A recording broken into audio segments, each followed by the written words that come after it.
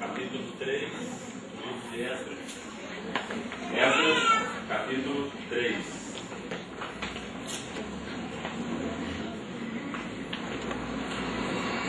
Vamos fazer a leitura a partir do verso 8. Esdras, capítulo 3, verso 8.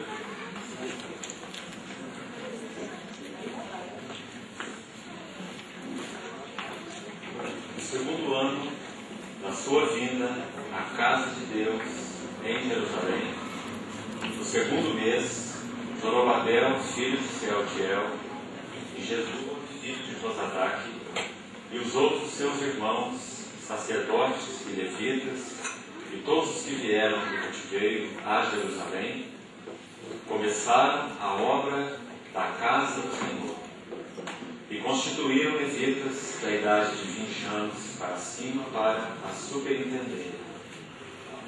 Então se apresentaram Jesua com seus filhos e seus irmãos, Cadmiel e seus filhos, os filhos de Judá, para juntamente vigiarem os que faziam a obra na casa de Deus, bem como os filhos de Henadad, seus filhos e seus irmãos, os levitas. Quando os edificadores lançaram os alicerces do templo do Senhor, apresentaram-se os sacerdotes paramentados e com trombetas, e os levitas, filhos de Asaf, com símbolos, para louvarem ao Senhor segundo as determinações de Davi, rei de Israel. Cantavam alternadamente, louvando e rendendo graças ao Senhor com estas palavras: Ele é bom, porque a sua misericórdia dura para sempre sobre Israel.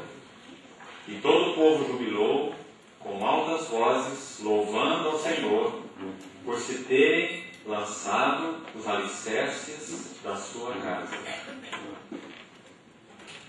Ainda mais um texto no livro de Atos, capítulo 2.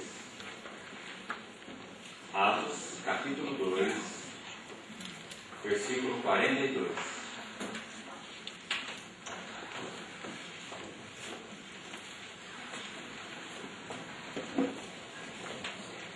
E perseveravam na doutrina dos apóstolos, e na comunhão, e no partir do pão, e nas orações.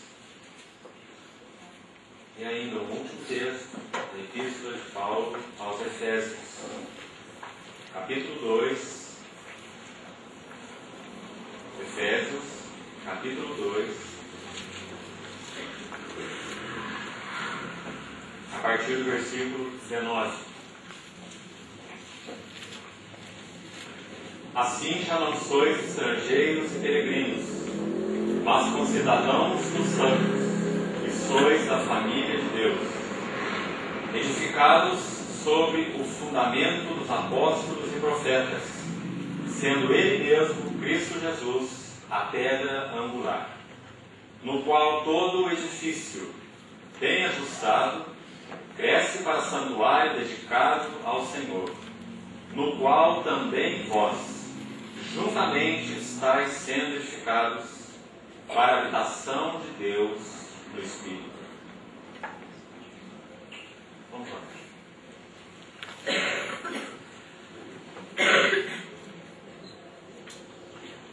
Pai, nós esperamos diante do Senhor na tua fidelidade, na tua misericórdia, na tua provisão. Carecemos de que o Senhor mesmo possa, pela tua bondade, abrir a tua própria palavra aos nossos olhos do Espírito, tirar o véu do nosso entendimento, para que possamos ver um pouco mais da glória, da pessoa e obra do Senhor e do teu propósito na edificação da tua igreja. Nós entregamos esse tempo nas tuas mãos, elevamos nossos olhos e esperamos tudo de Ti. Amém. Nós oramos em nome de Jesus. Amém.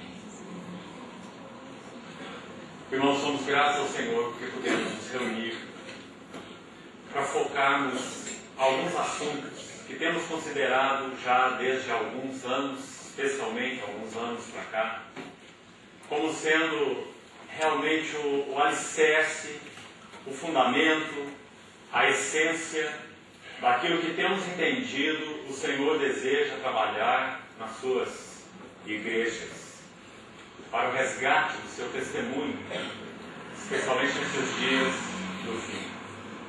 Temos tido um encargo da parte do Senhor com relação à ministração da Palavra de Deus em torno desses chamados alicerces da casa de Deus. Se você reparou no seu programazinho da conferência, nós demos inclusive esse título a essa conferência, os alicerces da casa de Deus. E nós temos entendido, irmãos, que nós temos de muitas maneiras sofrido, como povo de Deus em geral, uma intensa, urgente, premente necessidade de estarmos retornando às Escrituras Sagradas. E especialmente retornando ao que é fundamental, ao que é essencial. Eu tenho dito aos irmãos que até mesmo o inimigo de Deus, o diabo, sim, ele é capaz de brincar de roda conosco, dançar conosco, enquanto nós estivermos gravitando, girando em torno do que não é essencial nas Escrituras. Eu não sei quanto aos irmãos, mas creio que até mesmo na nossa vida natural, chega um tempo em que nós queremos tocar a essência das coisas. Nós não queremos mais perder tempo. Os nossos sensos de urgência, até naturalmente falando, nos leva a isso. E muito mais espiritualmente falando.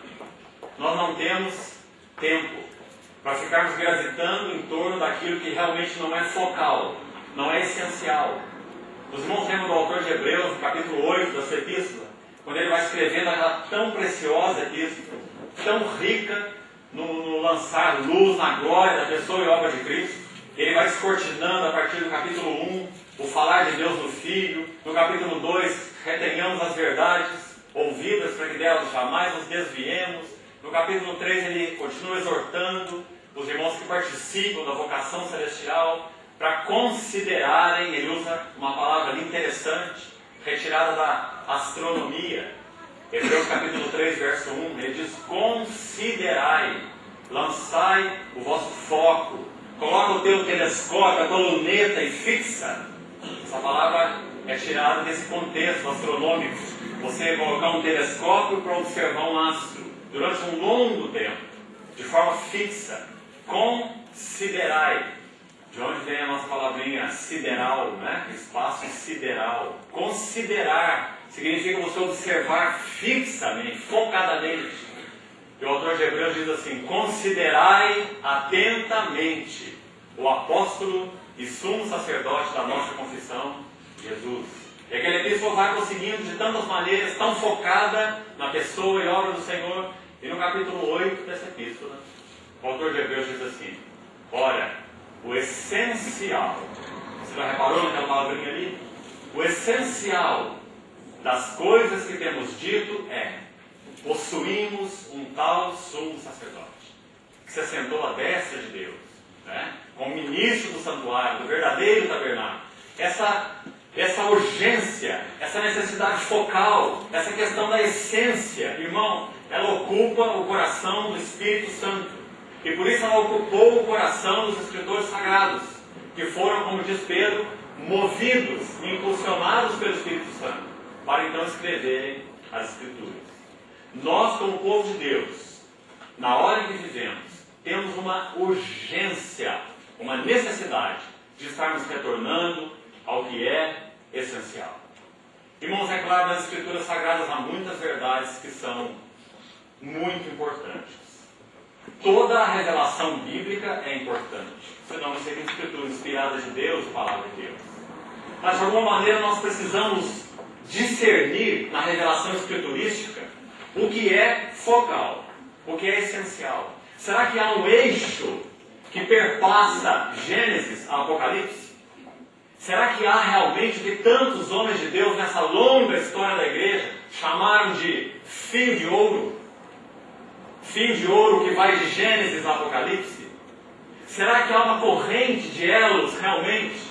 Elos de ouro, unidos um ao outro, que então são claramente discernidos por todas as Escrituras e que podem nos ajudar, através deles, a estarmos filtrando, e não só filtrando, mas enxergando bem todas as outras verdades, que embora tenham o seu lugar, são palavras inspiradas, mas nós podemos chamar de secundárias. Será que há isso realmente? Tantos irmãos reconheceram, discerniram?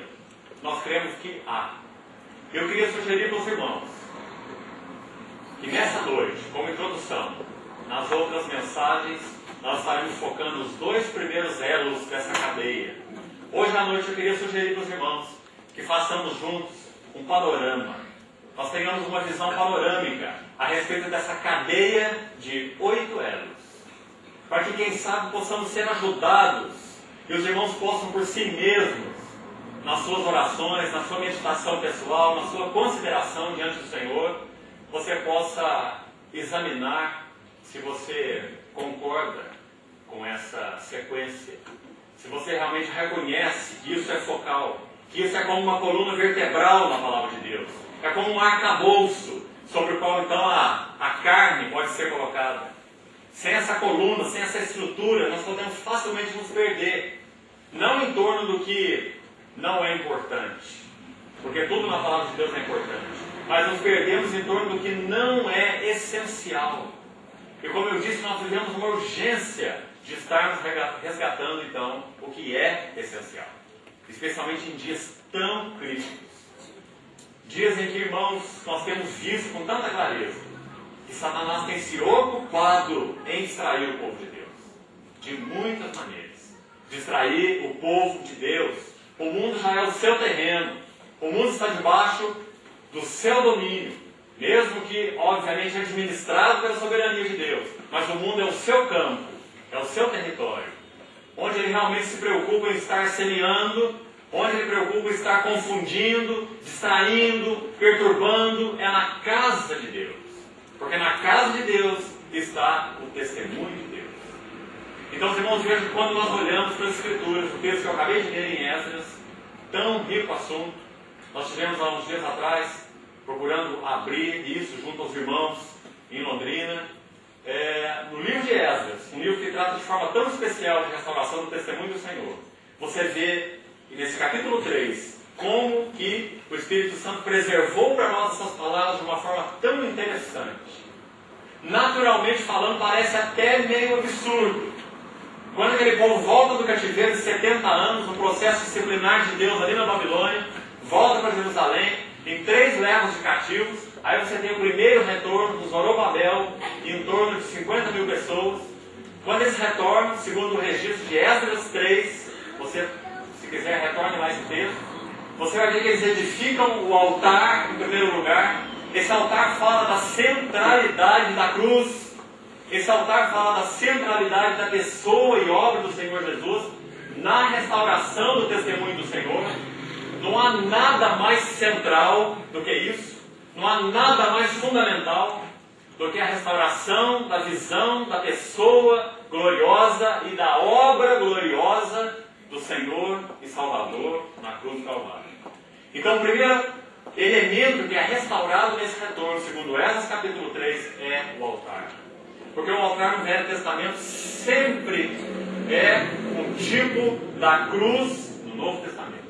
Não é assim? Sempre. Então o altar é firmado sobre as suas bases, como diz o capítulo 3. E imediatamente depois, a partir do verso 8, onde nós começamos a ler, Esdras 3:8, você vai ver que a partir do altar, alicerces são lançados. Espiritualmente falando, essa analogia é muito rica. Porque a casa de Deus, ela só pode ter verdadeiros fundamentos escriturísticos, bíblicos, quando nós estivermos sendo agraciados pelo ministério do Espírito Santo, lançando luz sobre as glórias da pessoa e obra do Senhor Jesus. Esse é o ministério do Espírito Santo. Ele me glorificará, porque há de receber do que é meu, e vou-lo há de anunciar. Esse é o ministério do Espírito Santo. Então, depois que o altar foi firmado sobre as suas bases, na linguagem do Novo Testamento, isso significa restauração da visão, da pessoa e obra do Senhor Jesus. A partir daí, os irmãos veem que o próximo passo, em Esdras 3, lançamento dos alicerces da casa de Deus. Você não acha que isso é sugestivo? Você acha que isso é ocasional? Você acha que é circunstancial? Irmão, nenhum povo com o mínimo de sensatez de uma liderança militar, como era o caso ali daquele povo que foi liderado por Zorobabel, por Josué, não é? Com o mínimo de bom senso, faria o que esse povo fez. Você não acha? Voltaria para Jerusalém, para uma cidade queimada, destruída, as portas queimadas a fogo, exposta às feras, e em vez de se preocupar em edificar os muros primeiro, para se proteger das feras, dos inimigos, não é assim? Esse povo edifica em primeiro lugar o altar. Absurdo. Não é? Naturalmente falando. Por que eles fizeram isso? Porque esse povo tinha consciência que se eles estivessem em uma relação acertada, correta, com o seu Deus baseada no altar, eles não precisariam temer o terror dos outros povos. A visão daquele povo era diferente, não é? Eles sabiam que a base era essa relação acertada com Deus. A partir dessa relação no altar, eles não precisavam se preocupar com a proteção pessoal. Então a restauração começou pelo altar. A partir daí, os alicerces. Então eu li com os irmãos o texto de Atos. Atos capítulo 2, 42 nos lança luz sobre essa tipologia do livro de Esdras, a tipologia da restauração. Esdras capítulo 2 diz que a igreja primitiva, agora espiritualmente falando, ela caminhava com esse mesmo entendimento. Lá diz que os irmãos perseveravam. E cita nesse verso 4 coisas, mas há uma ordem. O primeiro item nessa ordem é: e perseveravam na doutrina dos apóstolos. Os irmãos estão vendo a importância da doutrina, do ensino. No capítulo 5 de Atos, no capítulo 4 de Atos, no finalzinho, diz que o foco, o centro do ministério da igreja primitiva, quando o Senhor então estabeleceu o testemunho do seu povo ali em Atos, era ensinar, de dar quê? E pregar, querigma. Ensinar e pregar Jesus o Cristo. Ensinar e pregar. Proclamar, né? Querigma. E ensinar, de dar quê? Irmãos, esses dois ministérios andam juntos. Isso é focal na vida da igreja. Todas as vezes que nos distrairmos da pregação e do ensino, o povo de Deus estará doente. Esse foco é central. Agora, pregar e ensinar o quê? Lá diz pregar e ensinar Jesus, o Cristo. Porque esse é o significado espiritual da tipologia do altar. Porque o altar é restaurado primeiro? Porque as verdades referentes à pessoa, à glória do Senhor Jesus, Cristo na eternidade, a Trindade, a encarnação do Verbo de Deus, o Salvador divino, humano, a obra da expiação. Irmãos, sem isso não há igreja, não há testemunho do Senhor, não há salvação, não há nada. Porque isso é fundamento. Então eu queria sugerir para os irmãos essa corrente de elos, de 8 elos, para que você possa depois ir diante do Senhor e ponderar por você mesmo. Tanto para que sirva como filtro nas nossas vidas, diante do qual nós poderemos realmente filtrar tudo o que temos ouvido. E podemos, como eu disse, não estar jogando fora as coisas não, mas quem sabe colocando uma ordem das prioridades. Será que o nosso coração tem se ocupado realmente com a pessoa do Senhor? Com a glória pessoal dele, da sua obra? Será que nossos olhos estão sendo abertos para contemplar mais profundidade na cruz? Ou nós estamos envolvidos com outras verdades espirituais? Sim, verdades espirituais, mas que não são focais. E quando isso acontece, irmão, nós temos uma inversão imediata. O que é da periferia vem para o centro, porque o centro está desocupado. Fatalmente o que é da periferia vem para o centro. Então você pode observar em muitos contextos, né, de reunião, pessoas então que se denominam isso ou aquilo outro, porque há alguma verdade que está colocada ali numa posição central. Isso gera um mover em torno daquela verdade específica. Não é? Isso é um perigo muito grande, porque nós reunimos debaixo do nome do Senhor Jesus e de nenhuma verdade específica. Não é? Então, que necessidade de estarmos vendo com clareza esse foco, essa essência, para que não estejamos nos perdendo. Então, o livro de Atos diz que aqueles irmãos perseveravam na doutrina dos apóstolos. E o texto de Efésios que eu li no início diz que a igreja, nós, família de Deus, como cidadãos do santo, estamos edificados sobre o quê? O fundamento dos apóstolos e profetas. Essa palavrinha ali no contexto do livro de Atos, ela diz respeito aos apóstolos do Novo Testamento e aos profetas do Velho Testamento. Como que colocando juntos os dois. Tudo que os profetas do Velho Testamento pré-anunciaram tem a ver com esse Cristo, com esse Messias, com essa pessoa. E tudo que os apóstolos do Velho Testamento, Novo Testamento pregaram e ensinaram tem a ver com o mesmo Cristo. Qual a diferença? Os profetas do Velho Testamento olhavam como que uma luneta para frente. Aquele que viria. E os apóstolos do Novo Testamento olhavam com a luneta para trás. Aquele que já veio. Mesmo foco. Tanto os profetas do Velho Testamento quanto os apóstolos do Novo Testamento têm o mesmo foco. Então, irmão, nós precisamos considerar essa corrente. 8 elos. Eu queria hoje passar por todos eles. Se o Senhor nos guiar assim, se realmente confirmar esse encargo, nós pudermos, em oração, discernir que essa tem sido a vontade do Senhor, que Ele nos der tempo e condições para isso, nós pretendemos nos outros anos seguirmos essa corrente elo a elo. E como os irmãos receberam no seu programa, para essa conferência, os irmãos que estarão partilhando, estarão focando os 2 primeiros elos, a Trindade e a encarnação do Verbo de Deus. E nós esperamos, pela graça do Senhor, procurar compreender um pouco mais da beleza, da profundidade, da vitalidade, do significado espiritual dessas grandes verdades, que realmente são alicerces. Agora, ainda antes de colocar para os irmãos essa corrente toda, de uma forma panorâmica, eu gostaria que nós fôssemos a alguns textos mais do Novo Testamento, para nós observarmos o entendimento de alguns irmãos com relação a esse depósito. O entendimento que eles tinham que realmente o Senhor tinha confiado algo pelo Espírito à igreja, que era uma riqueza espiritual, que era algo para ser guardado, era algo para ser preservado a todo custo, era algo, irmãos, para ser transmitido, era algo pelo qual se devia batalhar, era algo do qual não se devia, em hipótese alguma, abrir mão. Eu queria passar por alguns textos para que os irmãos vissem o significado desse depósito, para que então nós possamos apreciar o que então nós estaremos tocando depois. Abra, por favor, comigo sua Bíblia. 1 Timóteo, capítulo 3. Vamos começar por aí, examinar alguns textos juntos.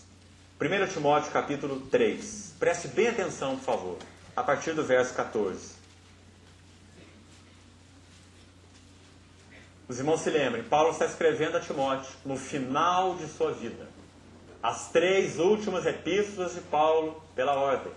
1 Timóteo, depois Tito e por último 2 Timóteo, né? Pela ordem cronológica. Paulo agora não é Paulo o jovem, ele é Paulo o velho, como ele diz na sua segunda epístola a Timóteo. Veja que o coração desse homem, como eu disse no início para os irmãos, ele está ocupado com o que é focal, com o que é essencial. Na verdade, o apóstolo Paulo foi um homem que nunca perdeu tempo. Mas nós vemos no início da vida de Paulo, nas suas primeiras epístolas, Paulo tratando de muitas verdades, porque era necessário. Elas têm que ser colocadas no seu devido lugar, não é? As verdades de Deus não são como um quebra-cabeça. Quando você tem o entendimento do esqueleto central, você pode colocar as peças no seu devido lugar. Essa é a importância de se ter a visão do esqueleto central. Se você não tem o entendimento do esqueleto central, você não sabe o que faz com as peças acessórias, né? Mas Paulo sabia muito bem o lugar de cada peça. Então, quando ele escreveu as primeiras epístolas, você vê Paulo tratando de muitas verdades. Olha as epístolas aos Coríntios, por exemplo. Quanto assunto, não é? Quantas verdades. Mas quando você vê Paulo no final da sua vida, você vê Paulo absolutamente focado. Ele não está tratando de muitas verdades. Ele está focado em algo, especialmente escrevendo epístolas pastorais, pessoais, não é? Para Tito, para Timóteo, como já citei, 2 para Timóteo, 1 para Tito, porque ele quer encarregar, ele quer dizer, usando as minhas palavras, olha meus irmãos, Timóteo, Tito, aqui está o foco, aqui está o centro, guarda isso, luta por isso, não abre mão disso, transmite isso, não é? Porque aqui está a essência. Então vejam em 1 Timóteo capítulo 3, verso 14, o que ele diz.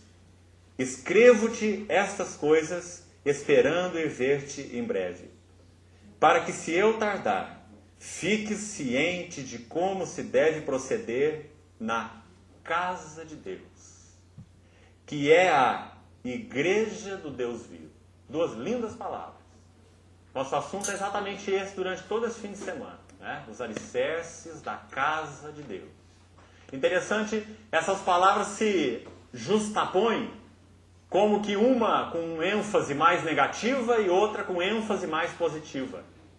O que é a igreja? Essa palavra em si mesma ela tem uma ênfase mais negativa, porque a sua origem, né, ecclesia, chamados para fora, né? Essa palavra tem um foco, especialmente, podemos dizer, negativo.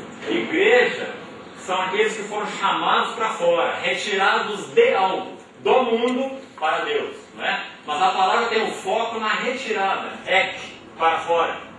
Eclésia, que vem de kaleo, o verbo grego, chamar, não é? Então, eclésia, os chamados para fora. Chamados para fora, e daí? Chamados para fora para ser o quê?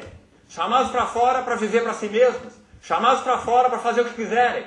Chamados para fora para viver como querem? Não. Chamados para fora, eclésia, igreja, para serem casa de Deus. Então você vê as duas palavras juntas aí. Paulo diz que, para Timóteo, como se deve proceder na casa de Deus. O que é a casa de Deus? A casa de Deus é o agrupamento, é a edificação, é casa daqueles que foram chamados para fora. Então essas duas palavras são como o positivo e o negativo, não é? Então Paulo as coloca juntas e diz assim, que a igreja do Deus vivo, agora ele vai dizer duas coisas. Com relação a essa igreja, com relação a essa casa, ele diz assim, coluna. Coluna para sustentação. E baluarte. Baluarte para proclamação. Duas metáforas muito sugestivas de Paulo. Coluna, porque a igreja foi encarregada, habitada pelo Espírito Santo, habitada pela palavra, ela foi encarregada de sustentar algo, por isso ela é coluna. Mais do que isso, a igreja foi encarregada de proclamar algo, por isso ela é baluarte. E Paulo usa agora uma expressão aqui que ele também gosta muito, e usa várias vezes nas epístolas pastorais. 1 e 2 Timóteo e Tito, a palavra verdade. É uma das palavras substitutas para Paulo da palavra doutrina ou da palavra evangelho. Ele chama o evangelho de a verdade. Ele chama a doutrina de a verdade, né? Então ele diz que a igreja sustenta e que a igreja proclama. Irmão, se a igreja não fizer isso, ninguém o fará.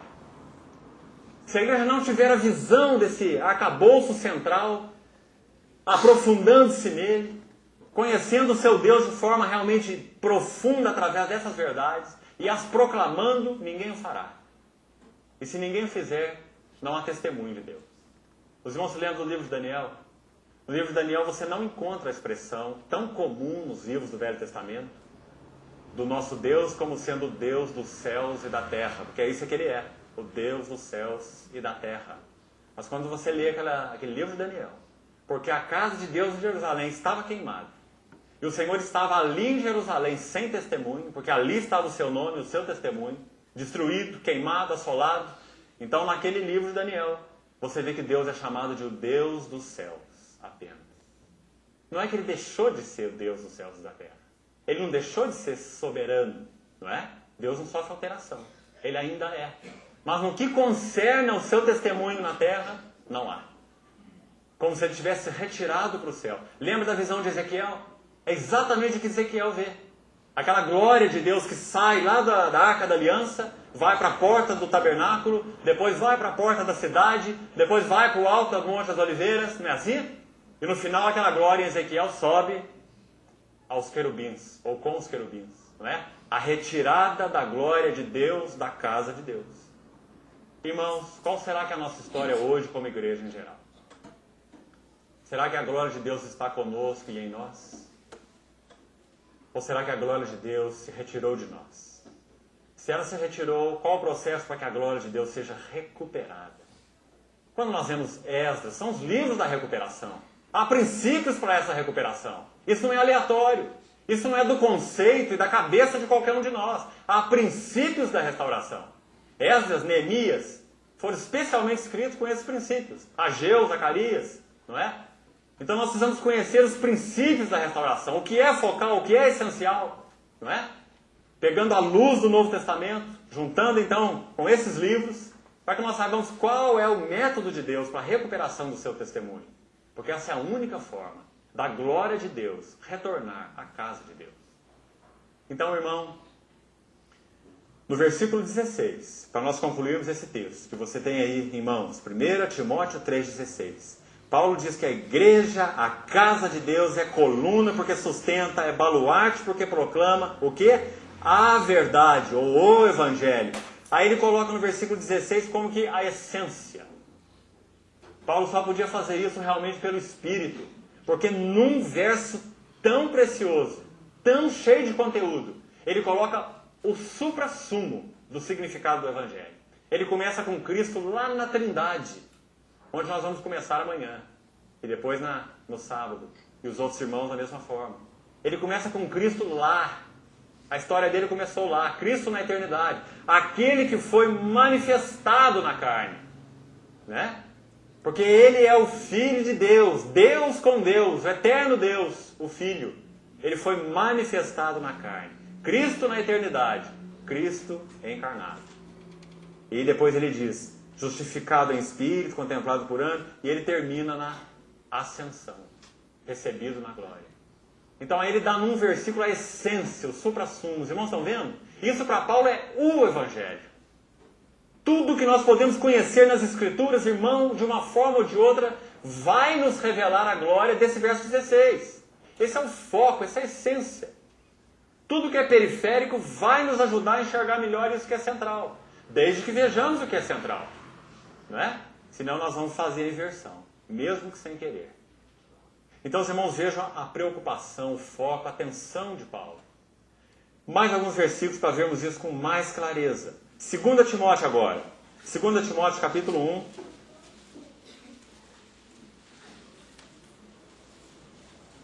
Verso 14. 2 Timóteo 1, 14. Olha como Paulo chama aqui.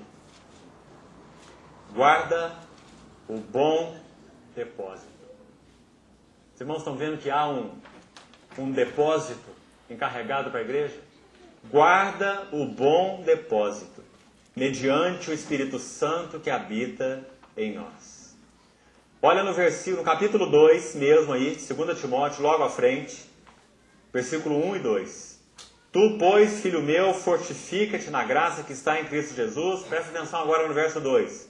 E o que de minha parte ouviste, através de muitas testemunhas, isso mesmo transmite a homens fiéis e idôneos para instruir a outros.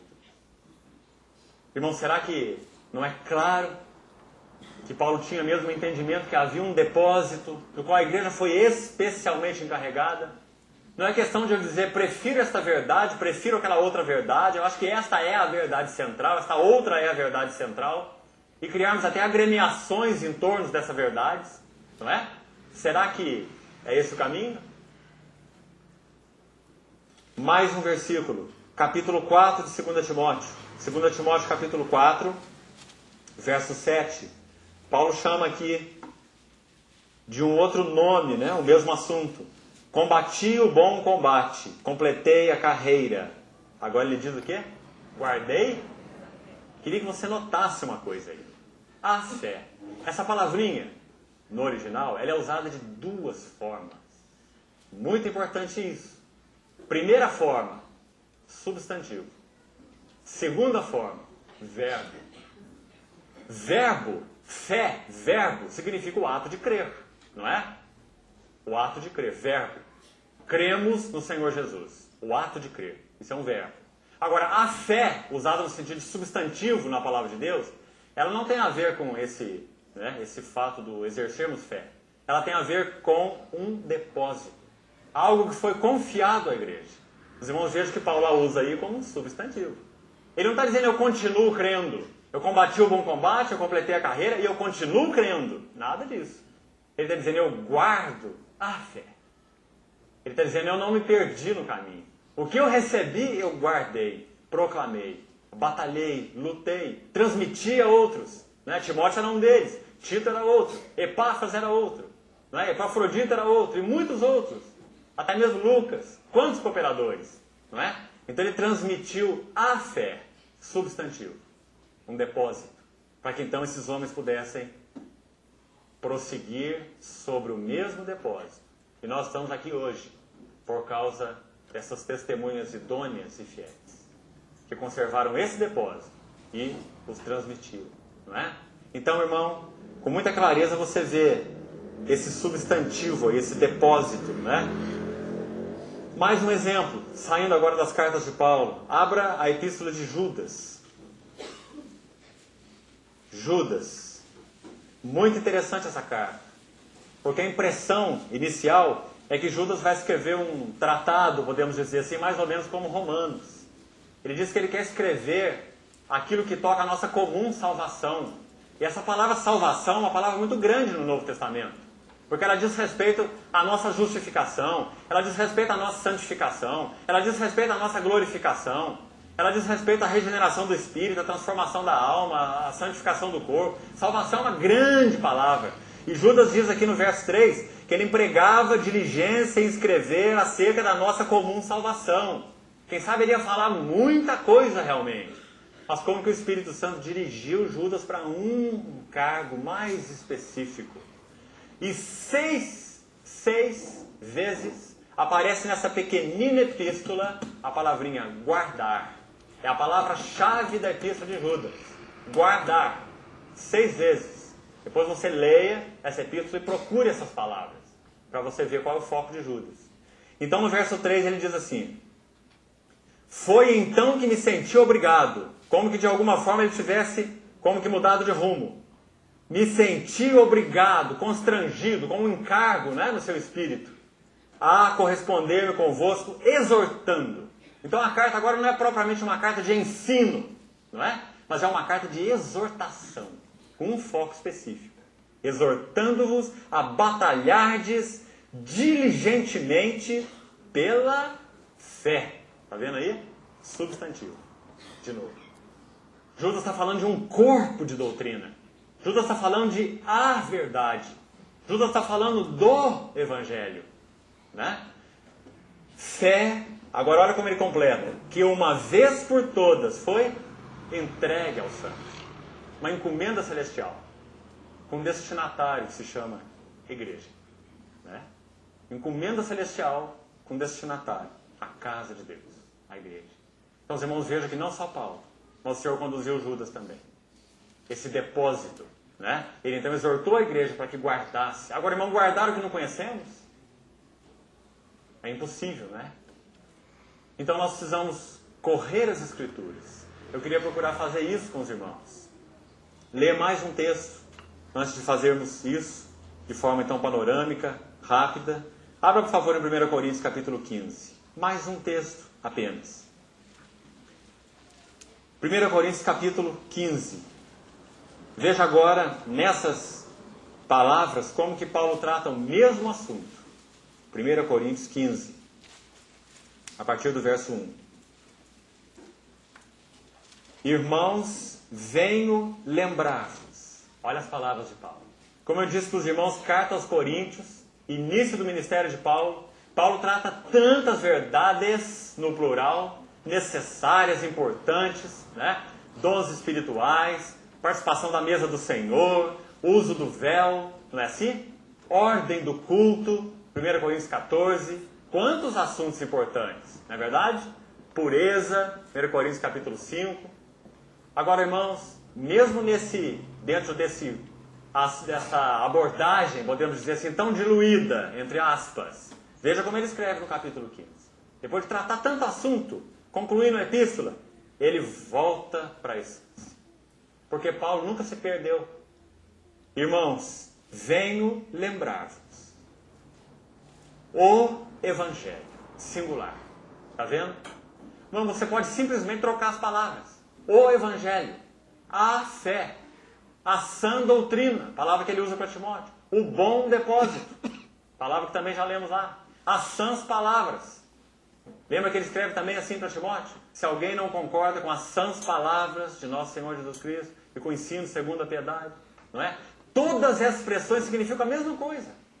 O Evangelho, esse depósito, essa carga celestial que a igreja recebeu e ninguém mais, e pelo qual a igreja é responsável e ninguém mais.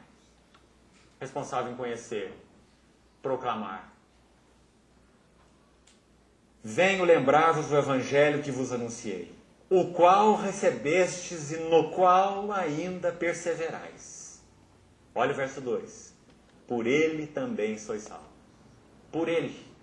Porque, irmãos, como ele vai nos ajudar numa outra epístola do início do seu ministério, Gálatas, desde 2000 anos atrás e assim é hoje, há um outro Evangelho. Que Paulo disse que não devia ser recebido pelos Gálatas, nem que anjo viesse pregar. Muito menos homens pregando. Não é? Um outro evangelho. Ele diz, seja anátema. Qualquer evangelho que vá além do que eu, Paulo, vos tenho anunciado. Tanta clareza ele tinha do evangelho que ele recebeu. E não recebeu de homem nenhum, como ele diz, mas diretamente do Senhor Jesus. Não é isso que ele diz? Então ele diz aqui na Epístola aos Coríntios mais ou menos a mesma coisa. Ele diz, por ele sois salvos. Se retiverdes a palavra tal como vô-la preguei, a menos que tenhais crido em vão. Qual é então a essência desse evangelho? Qual é o supra-sumo? De novo, Paulo vai fazer um resuminho. Ele faz muitos resuminhos. Lá em 1 Timóteo 3,16 você viu um resuminho. Aquele que foi manifestado na carne, Cristo na eternidade, Cristo encarnado, Cristo na cruz, justificado em espírito, Cristo na ressurreição, Cristo na ascensão, não é? Recebido na glória. Aqui ele faz um outro resuminho. Antes de tudo, essa palavrinha antes de tudo, Paulo vai tocar no que é fundamental. Antes de tudo, eu vos entreguei o que também recebi. E aqui ele faz de novo um resuminho desse depósito. Cristo. Quanta verdade, né? Quanto conteúdo por baixo dessa palavra Cristo. A gente vai estar examinando nesses dias. Cristo na eternidade, Cristo na encarnação, não é? Cristo morreu, a expiação, outro fundamento, pelos nossos pecados, segundo as Escrituras, foi sepultado e ressuscitou, mais um resuminho. Então, os irmãos, vejam que Paulo tem uma visão clara daquilo que é essencial, que é focal, não é? Irmãos, e são muitos outros textos, que nós não temos tempo de ficar examinando, e você pode fazer por você mesmo. Para que você veja como que Paulo tinha então essa visão da essência, do que era fundamental, do que era um corpo de doutrina, baseado no qual tudo mais deveria ser visto, naquele prisma. Agora eu quero passar para os irmãos então de uma forma panorâmica, para que você, se quiser, anote aí, leve isso diante do Senhor, leia as Escrituras, para que você possa então focar as epístolas do Novo Testamento, os Evangelhos, até mesmo as escrituras proféticas, com muita clareza, em cima destes fundamentos, para que você possa entender por você mesmo. Não porque eu estou te dizendo, isso não tem valor, mas por você mesmo, você possa chegar à compreensão de que esses pontos são marcos. São aquelas pedras que você coloca para atravessar o riacho, né? Você vai atravessar aquele riacho, mais ou menos caudaloso. Então você coloca aquelas pedras, você vai dar 8 passos. Agora, irmãos, como eu disse, isso não é aleatório. Você não sai escolhendo o que é essencial. Você precisa ver qual a abordagem bíblica deste assunto, Qual a quantidade dessa abordagem? Você vai examinar o Velho Testamento, vai examinar o Novo Testamento, para você ver se realmente esses assuntos são focais, são centrais realmente. Então eu queria sugerir para os irmãos essa corrente de 8 elos, sequenciais. Nenhuma dessas verdades, desses alicerces, pode ser invertido. São interdependentes. Se você perde um, você causa problema para os outros, porque é uma cadeia de elos. Queria citar então na ordem com os irmãos, para os irmãos poderem acompanhar. Primeiro lugar, por ordem da revelação bíblica, a Trindade. Se você quiser colocar debaixo desse primeiro item, como eu disse para os irmãos, é como uma coluna vertebral. Então, junto a cada item, você pode adicionar alguns paralelos que dependem, né, desse focal, desse central. Então, nós vamos chamar esse primeiro item de a Trindade. Junto com esse item, é claro, você vai colocar a verdade que nós poderíamos chamar de o ser de Deus, os atributos de Deus, os atributos chamados comunicáveis, os atributos chamados incomunicáveis. Porque, irmão, há uma necessidade tremenda de nós conhecermos o Deus da Bíblia. Porque nós temos duas opções. Ou nós formamos um conceito de Deus, e como isso tem sido feito hoje, no meio do povo de Deus. Por isso, de muitas maneiras, nós vemos um Deus manipulável, né? Um Deus que pode ser coordenado, um Deus domesticado. Me perdoem a expressão, mas ela é uma verdade. Um Deus de coleira, né? Mais ou menos como Jó tinha na cabeça dele a visão de Deus, inicialmente. Ele entendia que esse Deus, na visão de Jó, podia ser manipulado pela justiça dele. Ele é um homem justo, íntegro, reto, temente a Deus, e Deus está amarrado com ele. Né? Agora, é problema de Deus, é erro de Deus, se Deus não vier vindicar os caminhos de Jó. Como que Jó pode passar por tanta aflição, por tanto problema, por tanto sofrimento, se ele é um homem tão tremendo como ele é? Que obteve o próprio testemunho de Deus de quem ele era. Íntegro, reto, justo, que se desvia do mal. Foi Deus mesmo quem tinha dito isso. Não é? E Jó entendia que por causa dessa conduta reta dele, ele podia administrar a Deus. O Senhor não pode fazer isso comigo. O Senhor está errado. Não é? Quantas vezes já partilhamos juntos esse assunto? Jó, se fôssemos sugerir uma profissão para ele, não tenho dúvida, ele era advogado. Jó era advogado. Ele falou assim: eu já tenho bem encaminhada a minha causa. Lembra? Está lá no livro dele, só você ler. Que o Todo-Poderoso se defenda. Que homem corajoso esse. Não é? O problema de Jó é que ele montou o tribunal, montou o processo, mas Deus não descia para sentar no banco do réu. Deus ficava calado o tempo todo. E aquele silêncio de Deus foi fazendo o quê? Expondo o coração de Jó. Não é assim? Então Jó começa a falar. Quanto mais sofre, mais fala. Assim somos nós. Não é? Ele começa o capítulo 3 com 6 porquês. Tem 6 porquês no capítulo 6. Por que eu não morri quando eu nasci, quando eu saí da madre? Por que houve 6 que me amamentaram? Por quê? Logo no capítulo 3. Não é? Quando a crise é precipitada, Jó se enche de porquê. Então o Senhor passa da crise para o processo. E agora Jó vai passar por um sofrimento lento. Primeiro ele leva uma pancada. Depois ele é colocado na panela para cozinhar. Né? Porque Deus é sábio. A carne que vai primeiro para a panela é porque é a mais dura. Normalmente nós achamos assim, quando nós nos convertemos no meio de uma família de ímpios, né, a gente fala assim: eu lá em casa fui o primeiro a converter. Sabe por quê? É porque você era o mais duro. A carne mais dura tem que ir para a panela primeiro. Né? Então assim era Jó. Jó foi colocado logo na panela, logo no início. E foi cozinhando, e cozinhando, e cozinhando. E quando você chega ao capítulo 38, você vê o Jó cozido. Não é? Ele está desmanchado, ele não aguenta mais. Ele já falou demais. O processo está lá com 1000 páginas. Mas Deus não veio para o tribunal. Então, o que acontece no capítulo 38? Então Deus, Jó 38, versículo 1. Então Deus, do meio de um redemoinho, respondeu a Jó. Ou disse a Jó. Agora Deus começa a falar. Não é? Antes você vê a alma de Jó falando, as emoções de Jó falando. aquele desejo, aquela vontade impetuosa de Jó falando. Sabe como que você vê naquele livro isso? Pelos amigos de Jó. Ele faz Bildade e Zofar. Eles representam a mente, a vontade e as emoções de Jó. Então é muito interessante quando você estuda aquele livro nesse foco. Você vê Jó gritando, a alma de Jó gritando, gritando, mas chegou um tempo em que Deus começa a falar. Do meio de um redemoinho. Redemoinho fala de uma vida ascensional.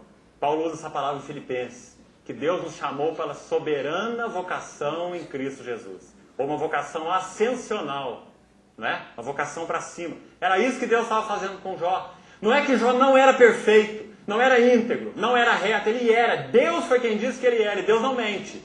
O problema era que Jó estava em um nível de justiça, santidade, glória e beleza que era insuficiente para Deus, não para os homens. Para os homens ele brilhava, uma glória muito bonita e testemunhada pelo próprio Deus, mas não era suficiente para Deus, porque de alguma maneira Jó estava gravitando em torno da sua beleza. Então Deus vai trabalhar Jó através do sofrimento, para que ele suba de nível nesse redemoinho. E é isso que acontece no final do livro, capítulo 42, quando ele dizia, Deus faz 2 rodadas com Jó, 2 rodadas. Ele põe Jó assim de cabeça para baixo, depois ele vira Jó, primeiro de cabeça para baixo, depois vira Jó do lado avesso. E quando você vê no capítulo 40 tem uma pausa. E naquela pausa Jó diz assim, eu ponho a mão na minha boca. Uma vez falei e não replicarei. Aí Deus então pode prosseguir. Porque antes Jó não parava de falar, agora ele diz, eu ponho a mão na boca, então Deus pode falar. Não é? É o que ele fala no capítulo 40. Põe a mão na boca.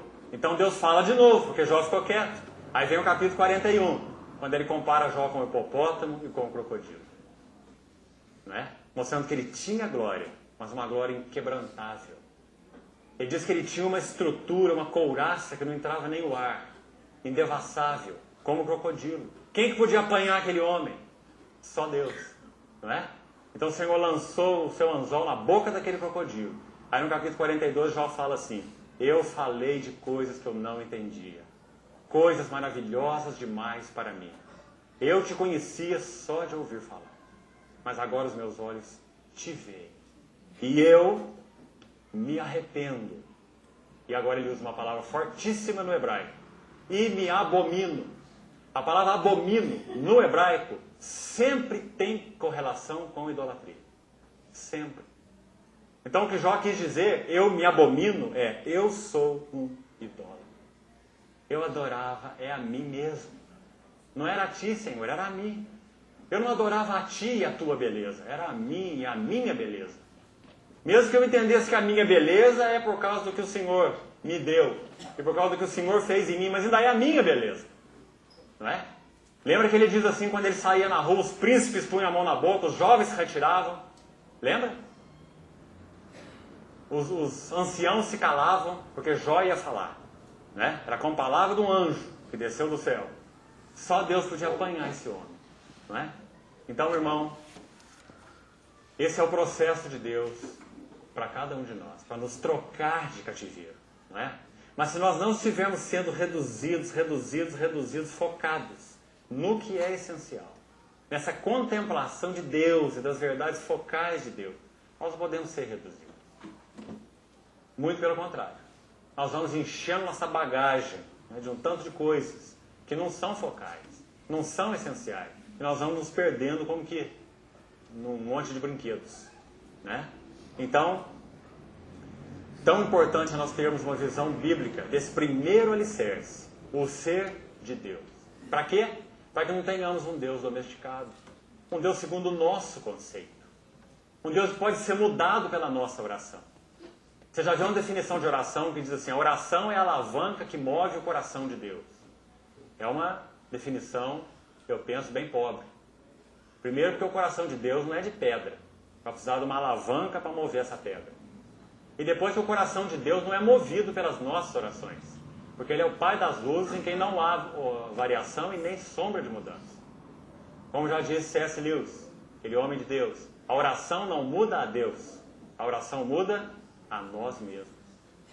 A vontade de Deus tem um curso definido. A vontade de Deus é boa, é agradável e é perfeita. A nossa não. A vontade de Deus está aqui. A nossa vontade está aqui. À medida que nós vamos orando, vai acontecendo assim, ó. A dele não sai do lugar, mas a nossa vai sendo alinhada. Para que experimenteis qual seja a boa, agradável e perfeita vontade de Deus. Então a oração não é alavanca para mover o coração de Deus, porque é o nosso que precisa ser movido, não é o dele. Não é? Então, irmãos, ou temos visão do Deus da Bíblia, ou não temos visão de Deus nenhum. Deus dos nossos conceitos. Deus com letra minúscula. Não é? Então, primeiro alicerce, a Trindade. Como eu disse, debaixo dele, o ser de Deus, os atributos de Deus. Você crê num Deus infinito? Você crê num Deus onisciente? Você crê num Deus onipotente? Você crê num Deus onipresente? Você crê realmente nos atributos de Deus? A bondade, a verdade? Você acha que há alguma maneira de Deus fazer alguma coisa errada, fora de hora, não tão boa? Não é? Então, você precisa conhecer o Deus da Bíblia. Porque o Deus da Bíblia é bondade 100%. Ele não pode fazer o que não é bom. Acontece que a nossa leitura desse Deus é distorcida. A nossa leitura é que é confusa. Não é? Então, irmãos, conhecer o Deus como se revelou na Bíblia é a nossa primeira grande necessidade. Não é? E por que nós selecionamos esse nome Trindade? Eu não vou entrar em detalhes agora, é claro. Nós vamos ter toda essa conferência para examinar esse assunto. Por causa do significado para a igreja dessa grandiosa verdade. Esse Deus, esse ser infinito, eterno, onipresente, onisciente, onipotente, ele é triuno. Ele nunca esteve solitário. É um Deus que tem um Filho eterno consigo. Um Deus que habita uma pessoa na outra pessoa através de uma outra pessoa. 3 pessoas, um único Deus. Será que nós podemos contemplar um pouquinho desse mistério, mesmo que nunca o consigamos escrutinar? Creio que sim. E vamos pedir ao Senhor que nos ajude nas Escrituras para podermos avançar um pouquinho nisso. E quais são as verdades que a igreja deriva? Quais as bênçãos que a igreja deriva dessa grande verdade? A triunidade de Deus. A unidade da igreja, a diversidade da igreja. Mas então, se o Senhor permitir, vamos poder tocar nesses princípios todos. Então, primeiro elo da corrente, a Trindade. O segundo elo, vou só citar, que também vai ser objeto do nosso estudo, se o Senhor assim permitir, nesse tempo até domingo. A encarnação. A encarnação é focal, é central. Se o verbo eterno de Deus, não um ser menor que Deus, mas o Filho de Deus que é Deus, se ele não se encarnou, então nós não temos nada. Esquece evangelho, esquece salvação, esquece igreja, esquece tudo. Porque nós só podemos ser salvos, nós só podíamos ser salvos por alguém que fosse 100% Deus. Não podia ser uma criatura de Deus, não podia ser 99% Deus. Tem que ser Deus 100%. E tem que ser homem 100%. Não pode ter uma aparência de homem, uma semelhança de homem. Ele tem que ter espírito humano, alma humana e corpo humano, plenamente homem. Não é? Então, encarnação. O diabo quer desencarnar Cristo. O que todas as religiões fazem? Os irmãos sabem que elas creem no Cristo, não sabem? Se você não sabe, estuda um pouquinho das religiões. Elas usam até a palavra princípio crístico. Eles entendem que esse princípio, não pessoa, na cabeça deles, princípio, chamado Cristo, ele é o princípio espiritual mais elevado.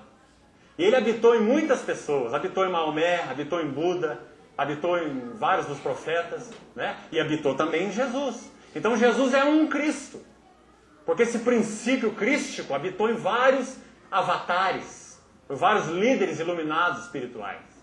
Mas quando Pedro olhou para aquela pessoa, Pedro não diz assim, tu és um Cristo, mais um que aparece na história da humanidade.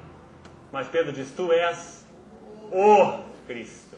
Isso é encarnação, não é possessão. Se o Cristo estivesse se apossado de uma pessoa humana, isso não é encarnação, isso é possessão. É o Cristo possuir Jesus de Nazaré. Não foi isso que aconteceu. O Verbo se fez carne. assumiu uma natureza humana impessoal e deu personalidade a ela. O Cristo é inseparável do Jesus.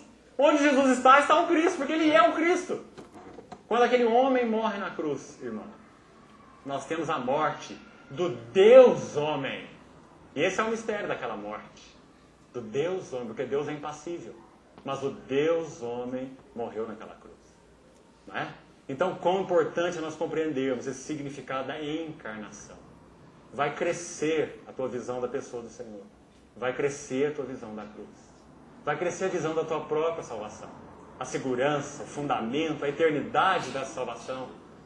O fato dela ter sido realmente consumada, sem erro. Ninguém pode colocar um dedo de problema nessa salvação, porque foi Deus quem a fez. E ela foi feita também pelo homem. Então nós fomos realmente redimidos por alguém que pôde ser plenamente o nosso representante, porque ele se encarnou. Então os irmãos vejam que essa segundo elo da corrente, ele é fundamento, encarnação. E nós precisamos sim, irmão, suar em cima desse fundamento. Os irmãos se lembram, uma vez perguntaram para um grande homem de Deus, um pregador, qual era o segredo do seu poder ministerial e das suas pregações. Sabe o que ele respondeu?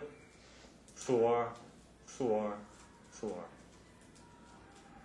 Nós precisamos suar em cima dessas verdades, estudá-las, deixar de tratar a palavra de Deus levianamente, como se fosse um jornal ou uma revista. Mas nós conhecermos o Deus da Bíblia, especialmente essas verdades essenciais, né? Para que nós sejamos um povo vigoroso, cheio de adoração, cheio de segurança, não é? Cheio de paz, de vitalidade, porque essas coisas são derivadas, não é?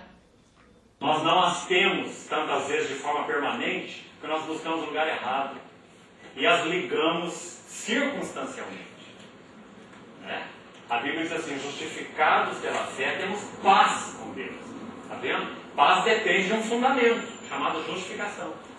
Então, a gente vai estar tratando esse assunto com mais calma, né? Só passar, nosso tempo já está praticamente no fim. Os irmãos terem a corrente toda aí e poderem meditar um pouco. O primeiro então seria a Trindade, ser de Deus, seus atributos. O segundo, a encarnação. O terceiro, a expiação. Verdade tremenda, é fundamento, é alicerce, expiação ou propiciação. Irmão, é verdade de Gênesis, Apocalipse, é verdade da expiação. Você vai ver a expiação lá no Éden, lá em Gênesis 3, não é assim? Você vai ver expiação em Êxodo, não só no Cordeiro da Páscoa não, mas você vai ver expiação pelo tabernáculo todo, não é? Quando você entra no tabernáculo, o sangue está no altar de bronze, não é? Primeiro móvel, altar de bronze, sangue. Quando você vai no final, no último compartimento, Santo dos Santos, a Arca da Aliança, sangue sobre a Arca da Aliança. Não é? Você vê que interessante? Sangue no começo, sangue no fim. Sangue no altar de bronze, purificação dos nossos pecados, porque bronze na Bíblia tem relação com o pecado. Sangue na Arca da Aliança. A Arca da Aliança não era de bronze, era de ouro.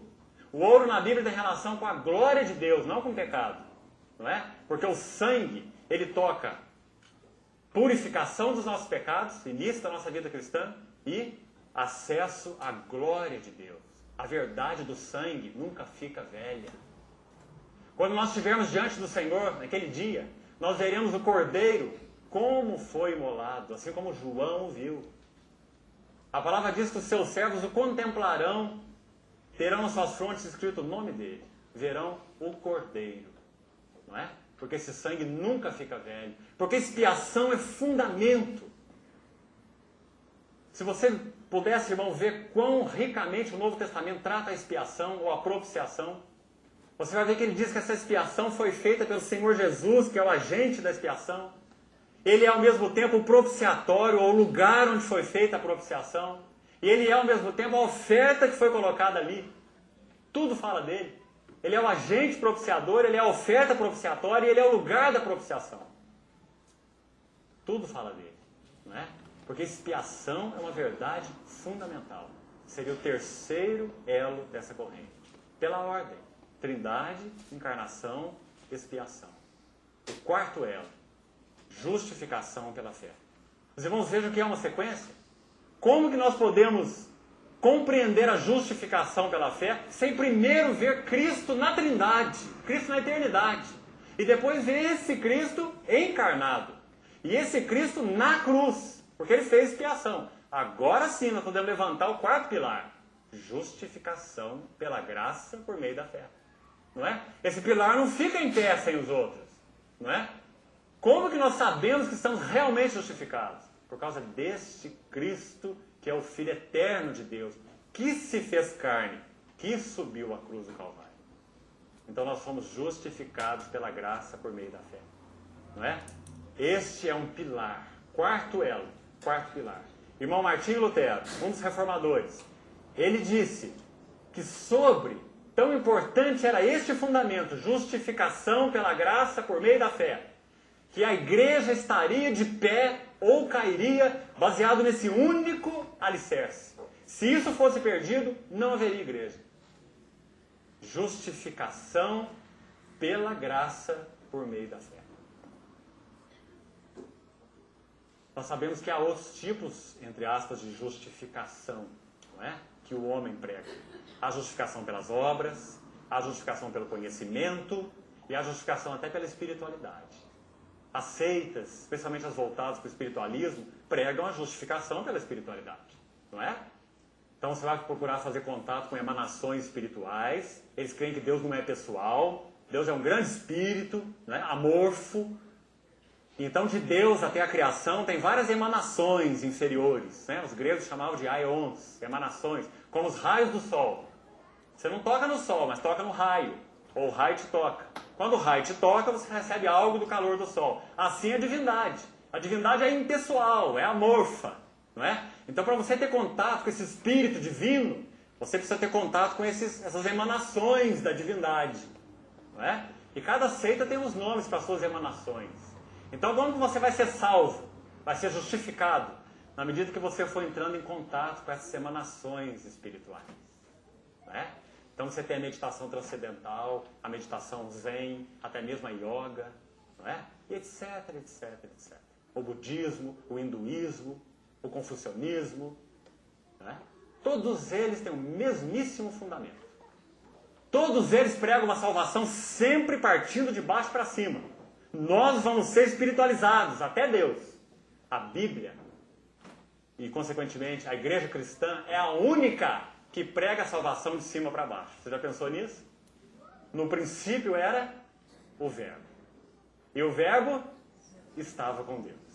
E o Verbo era Deus. E o Verbo, agora verso 14 de João, desceu.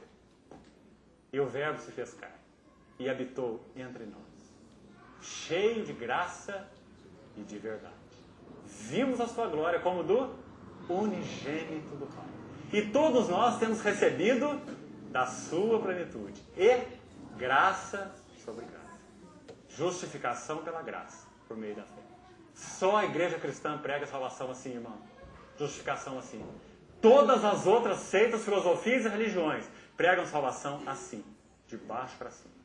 Salvação pelas obras. Salvação pelo conhecimento, esotérico, intelectualista, não é? Maçonaria, Rosa Cruz, eubiose, teosofia, todas elas, não é?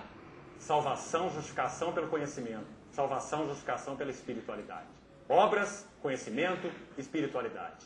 Só a igreja cristã diz, no princípio era o Verbo estava com Deus, o Verbo era Deus e o Verbo se fez carne. E todos nós recebemos da sua plenitude. Graça sobre graça. Então, irmãos, esse é o fundamento. Justificação pela graça por meio da fé. Quinto elo, a ressurreição de Cristo. Eu queria ler rapidamente com os irmãos um versículo. Abra, por favor, em Romanos, capítulo 4. O quinto elo, então, seria a ressurreição do Senhor Jesus. E eu quero ler esse versículo para os irmãos verem que coisa mais interessante. Em um versículo, o Espírito Santo usando Paulo para reunir Romanos 4, 25. Preste atenção aqui um pouquinho antes de nós lermos. Você vai ver o Espírito Santo usando Paulo, se você anotou aí, para reunir esses três últimos elos que eu acabei de colocar agora. o terceiro, o quarto e o quinto. Quais seriam? A expiação, a justificação e a ressurreição. Olha a beleza dessa interdependência em um versículo. Romanos 4, 25. Paulo está falando assim, o qual, segundo o final do verso 24, esse o qual é quem? Jesus, o nosso Senhor. O qual foi entregue por causa das nossas transgressões. O que é isso? Expiação. Não é? Expiação. Entregue por causa das nossas transgressões. O que mais? E ressuscitou. Olha lá, esse é o quinto elo. Ressuscitou. Por causa da nossa... Esse é o quarto. Está vendo? 3 elos, num versículo. Ele foi entregue por causa das nossas transgressões. A expiação é o terceiro elo. Fundamental. E ele ressuscitou. Esse é o quinto elo. Por causa da nossa justificação. Esse é o quarto elo. Esse versículo está dizendo que a ressurreição do Senhor Jesus é a prova clara, cabal, de que a expiação que ele fez na cruz do Calvário foi absolutamente correta, justa, digna, suficiente, satisfatória, para que Deus então estivesse satisfeito na sua justiça, santidade e glória, para poder justificar o homem ímpio que crê. Como Paulo diz em Romanos 4, ao que não trabalha, porque não é pelas obras, mas crê naquele que justifica o ímpio. A sua fé lhe é atribuída como justiça. Romanos 4. Que maravilha, não é? Irmãos, se nós não nos assentamos nesse fundamento, nós sentamos aonde? Nós estamos completamente no ar. Não tem segurança, não tem alegria, não tem paz. Por isso ele começa Romanos 5, que está logo em seguida aí, Romanos 5, 1. Como começa esse texto? Justificados, pois. Olha a conclusão do que ele falou no verso que eu li, o verso 25. Então, pois, né? Mediante a fé, temos o quê? Paz. Não é paz transitória. Não é paz circunstancial. Temos paz. Porque ele fez expiação. Ele ressuscitou. Lembra o que Paulo diz em Romanos 8? Quem intentará acusação contra os eleitos de Deus? É Deus quem os... Olha aí o fundamento. Paulo está falando, esse assunto de justificação não é uma brincadeira, meu irmão. Deus foi envolvido. O diabo não tem nada com isso. O diabo não entra no assunto da justificação. O diabo não requereu nada, não cobrou nada, não exigiu nada. O diabo não tem nada com isso. A justificação é de Deus para Deus. A justiça de Deus foi satisfeita. Não é? Então, irmãos, justificados, pois, mediante a fé, temos paz com Deus. Quem tentará acusação? É Deus quem justifica. Quem os condenará? Ele vai de novo no fundamento da expiação. É Cristo Jesus quem morreu. Romanos 8. Expiação. Né? Ele está dizendo, quem vai condená-los? Cristo Jesus morreu por eles. Isso é perfeito, isso é completo. Está consumado. Tetelestai. Está pronto. Quem vai colocar um dedo nisso e dizer, tem problema, tem falha, está faltando algo? Então ele diz, quem tentará acusação? Deus quem justifica. Quem os condenará? Cristo Jesus quem morreu. Então ele podia concluir aquele capítulo de outra maneira. Né? Ele diz, eu estou bem certo. Olha de onde vinha a segurança de Paulo, irmão. Que nem morte, nem vida, nem anjos, nem nudez, nem fome, perigo, nem espada, nem morte, nem qualquer outra criatura poderá nos separar do amor de Deus. Que está onde? Pairando por aí. Ele ama um, não ama o outro. O amor de Deus que está em Cristo Jesus, o nosso Senhor. E aonde que nós estamos? Em Cristo Jesus, o nosso Senhor. Não é? Por isso que ele diz, quem nos separará? Os irmãos estão vendo por que Paulo podia sofrer os açoites lá na vara do carcereiro à meia-noite, naquela prisão gelada de Filipos, junto com Silas, não é? Como diz o relato de Atos, tá? Capítulo 16, ele lá diz que ele estava louvando, adorando o Senhor. Aquilo devia estar doendo muito, né? Mas o fundamento de Paulo era inabalável, não era circunstancial, não é? E não só Paulo, a palavra diz lá em Atos 4 a mesma coisa. Aqueles apóstolos sofriam açoites, afrontas daquelas autoridades, saíram de lá regozijantes, porque foram considerados dignos de sofrer afrontas por este nome. Irmãos, de onde que vem essa loucura, entre aspas? Né? A loucura da cruz. Eles conheciam o Senhor tão intimamente. Eles se gloriavam no Evangelho, não é? Por isso, o irmão já disse tantas vezes que todo mártir, ele tem o rosto de anjo, mas o coração de leão. Não é? Então, irmãos, que o Senhor nos ajude a palmilhar essas verdades em profundidade. Porque daí depende nossa paz. Segundo Romanos 5, se você continuar lendo, nossa glória. Ainda segundo Romanos 5, nossa alegria. Ele diz lá no versículo 5, né? 6, versículo 2. Né? Então, os irmãos, vejam quantos resultados práticos da compreensão dessas verdades tão fundamentais.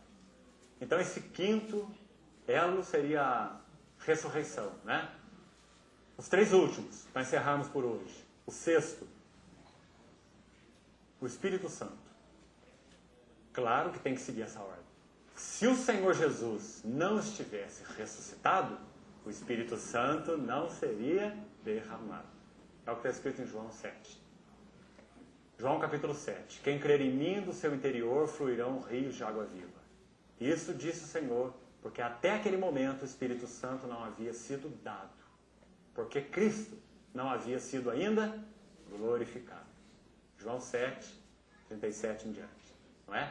Então o Espírito Santo veio habitar na igreja, porque antes o Senhor Jesus adentrou o Santo dos Santos da presença de Deus. Não é? Então ele recebeu do Pai a promessa do Espírito, e o Pentecostes então é como o Senhor Jesus virando esse cálice sobre a igreja. Ele está dando para a igreja aquilo que ele recebeu. Ele recebeu do Pai a promessa do Espírito. Pedro diz, e ele derramou isso que vedes e ouvis. Não foi assim que ele pregou no Pentecostes? Então esse é o sexto elo, o Espírito Santo. O Espírito Santo não é assunto para uma parte da igreja que gosta do Espírito Santo. Quem sabe pode ser chamada de pentecostal, seja lá o que for, carismática. E uma outra parte da igreja que não gosta do Espírito Santo. E são os tradicionais. Não é? O Espírito Santo é fundamento. O Espírito Santo é Deus. O Espírito Santo é Deus com Deus. O Espírito Santo é aquele que revela Cristo. O Espírito Santo foi aquele que preparou no ventre de Maria um corpo para o Verbo de Deus se encarnar. O Espírito Santo é aquele que regenera, quem revela Cristo, quem santifica os crentes, quem glorificará os nossos corpos mortais, quem batiza os crentes em uma unidade, um único corpo. Tudo é feito por ele, o Espírito Santo. O Espírito Santo é um assunto de fundamento. O problema é que quando nós falamos desse assunto, nós pensamos imediatamente em dons espirituais.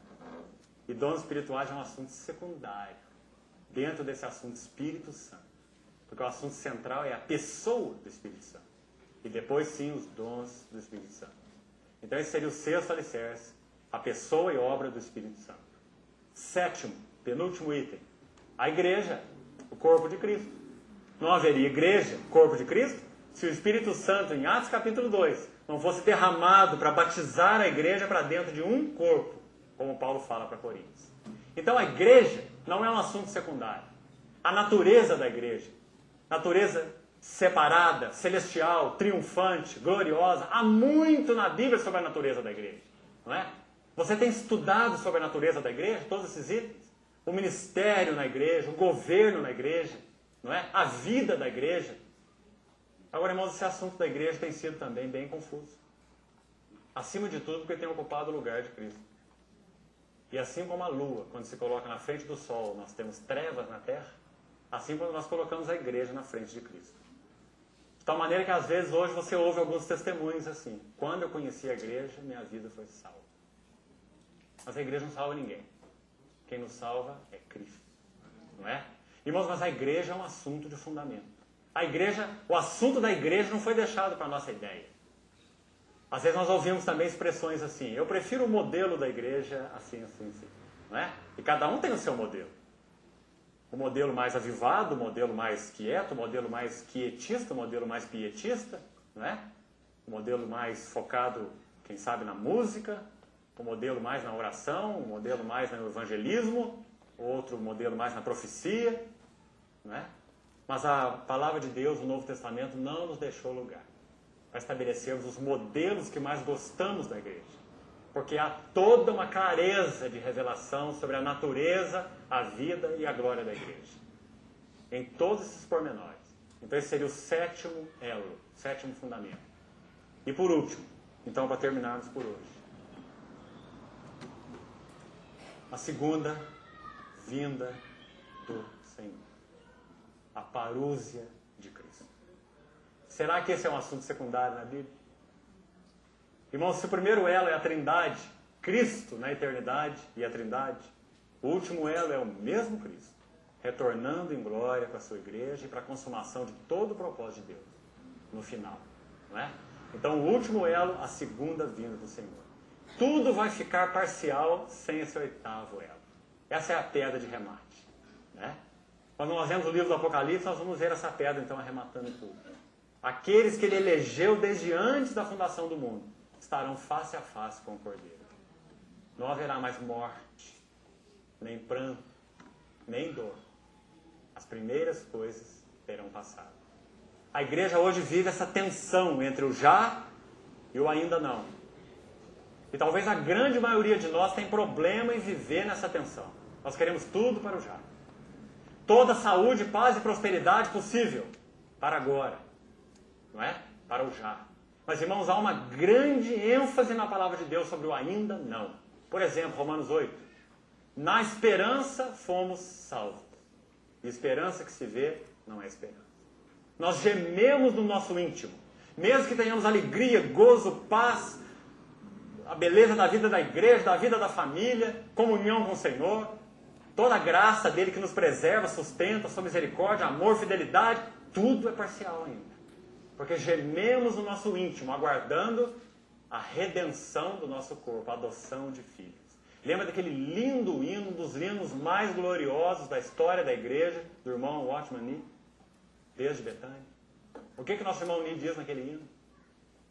Vazios são os meus dias, pois aqui não estás. Mesmo na paz me sinto tão sozinho. Isso é espírito de expectativa. Isso é uma vivência adequada dessa tensão entre o já, sim, há muito agora. Há gozo, há alegria, há a presença do Senhor, há comunhão, não é? Há a igreja, mas aqui não estás. Senhor, te peço, não demores a voltar. Como o exilado suspira pela sua pátria, como de amados pais saudade os filhos têm, assim anelo ver teu rosto. Não é? Todo aquele hino encharcado desse espírito. A parúzia do Senhor, a presença pessoal do Senhor. Esse é um assunto focal. Se nós desconectarmos esse elo de toda essa corrente, irmão, nós viveremos um evangelho que tem final na terra. Com esse último elo, nós sabemos que nós somos um povo cuja pátria está no céu.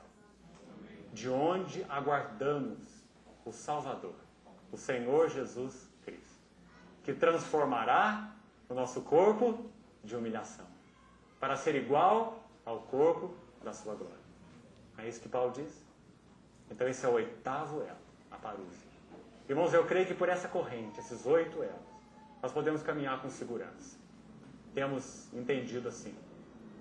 E temos tido isso como fardo no nosso espírito e no nosso coração. Para que o Senhor possa nos ajudar como igreja a estarmos mesmo voltando ao que é essencial. Que o Senhor possa, pela sua bondade, abrir a palavra para nós nesses dias, enquanto estivermos aqui. Ore sobre isso. Peça ao Senhor que nos dê céu aberto, sem impedimento, para que nós vejamos que esses temas realmente eles não são apenas acadêmicos e assuntos de teologia sistemática. Muito pelo contrário. Eles são a palavra de Deus para nós. Aquilo que é essencial, que é fundamental, para que nós tenhamos verdadeira paz, adoração, alegria no Senhor e na sua palavra. Amém. Vamos orar.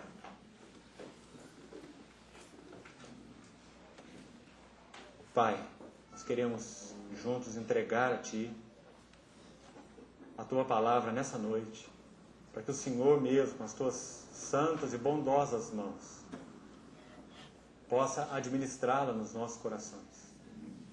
Nós precisamos totalmente de Ti, Senhor. para que o Senhor não permita que essas verdades estejam flutuando no nosso cérebro, mas estejam semeadas no nosso coração, para que frutifiquem a 30, a 60 e a 100 por um. Senhor, dá-nos visão espiritual, realidade espiritual, conhecimento espiritual e não intelectual apenas. Pela Tua misericórdia, abre Tua palavra para nós. Queremos que o Senhor possa fazer dela emanar luz, vida, para que nós possamos verdadeiramente ver o Senhor, a glória do Senhor, a graça do Senhor, a obra do Senhor, o amor do Senhor, a imensidade da nossa tão grande salvação. Ajuda-nos nesses dias, Senhor. Nós queremos e estamos na Tua inteira dependência. Nós, desde já, entregamos todos os assuntos dessa conferência nas Tuas mãos. Tem misericórdia de nós, Senhor, e agracia-nos com a Tua bondade e fidelidade na Tua palavra. Em nome de Jesus. Amém.